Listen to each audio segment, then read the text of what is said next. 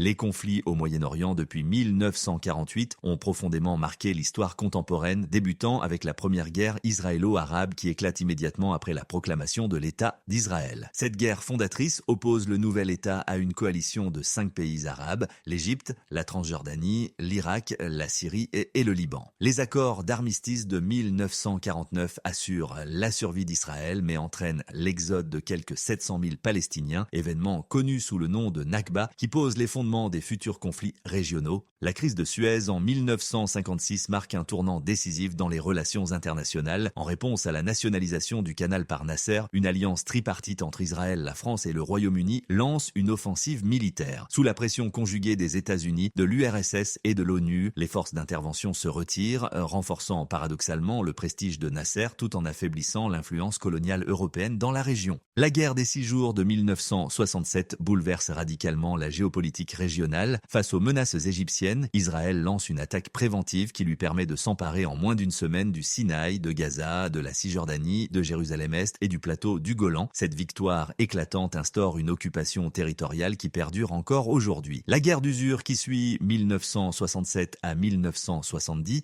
se concentre principalement autour du canal de Suez. La guerre du Kippour en 1973 représente une nouvelle phase critique. L'attaque surprise égyptienne et syrienne le jour de Yom Kippour inflige initialement de lourdes pertes à Israël, mais le soutien logistique américain permet un renversement de situation. Ce conflit, qui fait prendre conscience de l'épuisement mutuel des belligérants, ouvre la voie aux premiers accords de paix israélo-arabes, notamment avec l'Égypte en 1979. La guerre civile libanaise 1975 à 1990 illustre la complexité des conflits confessionnels dans la région. Cette guerre fratricide entre différentes milices fait entre 150 000 et 250 000 victimes. Les interventions syriennes dès 1976 et israéliennes en 1978, puis 1982 complexifient encore davantage la situation. Les accords de Taïf en 1989-1990 mettent fin au combat mais laissent un pays dévasté sous occupation partielle. La guerre Iran-Irak 1980-1988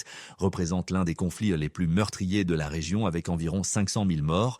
Marquée par l'utilisation massive d'armes chimiques par l'Irak, cette guerre d'usure épuise les deux pays et contribue indirectement au déclenchement de la guerre du Golfe de 1990 à 1991 où une coalition internationale dirigée par les États-Unis libère le Koweït de l'occupation irakienne. Les années 2000 sont dominées par la Seconde Guerre d'Irak, 2003 à 2011.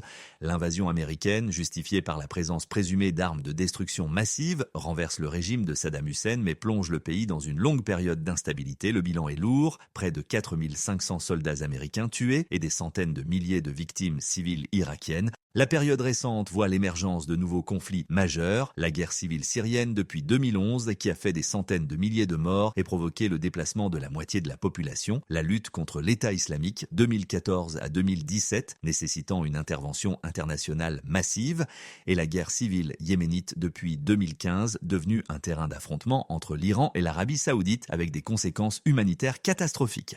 Le conflit Israël-Hamas déclenché en octobre 2023 par une attaque surprise du Hamas, suivie d'une riposte israélienne massive à Gaza, illustre la persistance des tensions régionales et la difficulté à établir une paix durable au Moyen-Orient. Cette succession de conflits démontre la complexité des enjeux géopolitiques, religieux et territoriaux qui continuent de façonner cette région stratégique du monde.